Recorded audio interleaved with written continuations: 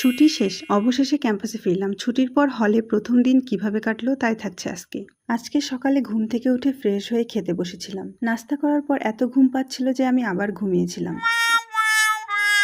ঘুম থেকে উঠে গোসল দিয়ে পূজা করে তাড়াহুড়া করে রেডি হতে চলে আসি, কারণ তাড়াতাড়ি হলে পৌঁছাতে হবে। এই সপ্তাহে 2টো ল্যাব এক্সাম আছে, তার প্রিপারেশন নিতে হবে। তাড়াতাড়ি রেডি হয়ে আমি খেতে বসি। দেন সবকিছু গুছিয়ে নিয়ে আমি রওনা দিই। ফার্স্টে বাসা থেকে বেরিয়ে আমি সৈয়দপুর টার্মিনালে আসি। দেন বাসে উঠে বাসেরহাট চলে আসি। ভার্সিটির ফার্স্ট গেটে বাস থেকে নেমে ভ্যানে উঠি। দেন হলে পৌঁছাই। রুমে ঢুকতেই রুমের এই অবস্থা দেখে খুবই কান্না পাচ্ছিল, কারণ আমাকেই সব গোছাতে হবে। এমনিতেই ভারী ভারী ব্যাগ বস্তা বহন করে অবস্থা খারাপ। এই অবস্থায় রুম গোছানো চারটিখানি কথা না ভাই। রুম গোছানো শেষ, কিন্তু বাসা থেকে যেসব নিয়ে এসেছিলাম সেগুলো এখনো বাকি, কিন্তু সেগুলো আজকে আর সম্ভব না।